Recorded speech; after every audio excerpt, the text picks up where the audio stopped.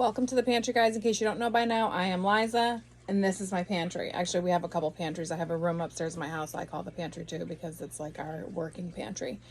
You are here on day 7 of the pantry challenge and day 7 of our daily vlog. But another thing you're at, and what the title of this video is, pantry chat number 31. So welcome. We're going to do some frequently asked questions today. A lot of this information can be found on my pantry chat playlist over on TikTok, and I did start sharing some of them over on YouTube, but we've got 31. This is the 31st, so they're all there. Question number 1 is about the rings. Why do we remove the rings? And that's so you don't get a false seal. What the ring does is hold the lid down during the canning process. Once this cools down, the suction actually cans this, so you don't need the ring anymore at that point. So what that'll do is if there's food on here underneath where the ring was, it'll rust the ring on. It'll be really hard to get it off. Plus it'll block any kind of popping when the food is fermenting and going bad. You won't be able to know it's bad because it's holding it down. There's also a whole video on it if you go in the pantry chat playlist.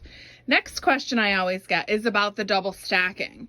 People don't want to double stack because they feel like it's going to mess with the seal and also do the same thing as the ring would and prevent this from popping up. But honestly, I've never had a problem. There was one thing that I found that was bad and it was popped off. I mean, you could totally tell when you pulled it out because the ring wasn't there. If the ring was there, I probably wouldn't have been able to tell. Another thing about the double stacking is a layer of cardboard in between, and this just has enough give so that you're not like messing and like potentially denting this, and it just disperses the weight a little bit better too. You guys really don't need to take my word for any of this. You can go right ahead and find all of this information. It's put out from the manufacturers of the glass jars, and that's also on the National Center of Home Food Preservation because those are the recommendations that they give, and it's all from the manufacturers of the jars. Another thing about stacking though from the recommendations is they say don't put bigger things on top of little things. So same size is okay, smaller is okay, but you don't want to put bigger things on top of little things. Another question we're going to get is why, and that's something that people ask all the time. Why are we doing this when we can go to the grocery store? Out of necessity. When you start growing food, either you're going to give most of it away or you're going to can it up and get it on your shelf and enjoy it all year. And honestly, because I don't trust the organic label at any of the grocery stores, and now that we eat this way and the food tastes so much better and fresh because it's preserved at the peak of ripeness, I feel like the foods are bland at the grocery store at this point. And this is, to me, convenience food. I don't have to meal plan because I can come down here and have a million different options of what I want for meals. So it just takes the stress off of what we're going to eat. I mean, if I have nothing in my refrigerator, it doesn't matter. I can make whatever I want. This thing was packed in January and we ate a whole thing worth because I just did all those. I actually just did all these. So we had eaten a ton of food. I would say for each meal, we probably opened 2 to 3 jars, even if I'm going grocery shopping all the time anyways. Question is how I do it all, and honestly I don't. I'm kind of planning for every other year or every 2 years. So when it comes to like pickling peppers, like I really had a lenient pepper year last year. I didn't really do many. I did pepperoncinis because it's something I had never done, but I'm gonna go back heavy on peppers this year to restock our hot sauces and pickled peppers and things like that. But I'm really finding that a lot of the stuff is you need to plan it for every other year at this point. Tomorrow's video, which we're technically filming today, is going to be about planting a garden for your grocery list and how you really can tailor your garden to what your family eats and your family's needs.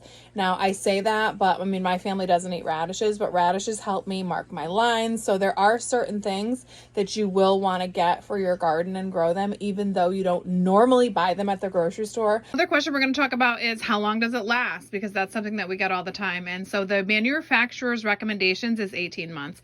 I'm finding that you can eat food 3 years later and it tastes exactly the same. It hasn't really, to me, lost any of the flavor yet. You need to keep them in a cool, dark place though, and that's what is going to help you preserve this stuff for a longer shelf life. Another question we get asked a lot is about the meat and is it gross? And honestly, because we raise it here on our farm, it has such a different flavor than meat you would find at the grocery store. It tastes totally different, but the consistency does change a little bit. Now I found that I like canning meat in chunks and then shredding it. So you're not going to want to like throw this piece of chicken on the grill. Like it's going to be fall apart, delicious and succulent. It'll sop up sauce really well. So barbecue, we do an awesome enchilada. We've got hot sauce. I do this sweet and ginger sauce if you want to do like a gingery type thing with a salsa, something where you're going to be having it soak up the sauce. Ground meat is really good also. I have done things like meatballs before and I just end up mashing them down because the consistency just isn't there. People always ask me where to start. I would say an easy thing to start with is jams, jellies, and pickles. And those are all things that you would water bath. You have to buy a pressure canner once you want a pressure can. So, you know, then it's a little bit of a learning curve. And the first thing you need to do is just read the little instruction manual it comes with because it'll teach you everything you need to know right there. I hope I answered those frequently asked questions for you really well. Let me know in the comments if you want me to go over anything or have another question about something else. The reason I'm putting these videos out there is to help you guys learn. I know that this should have been generationally passed down to me, all this information and how to do this and family recipes, and it was lost. So I'm hoping to maybe inspire some of you or answer some of your questions, and just let me know if you need any help with anything. Don't forget to like this video and subscribe to our channel, guys. These are going out on TikTok and YouTube, so make sure you're following us so you get those daily videos. Oh my God. Cutie. You guys made it through the cold weather. I love their umbilical cords. You made it through the cold It's weather. just Sam. Look at the size difference. It's amazing how big they get so quick. Yes. Oh, you want me to pet you? Give me scritches.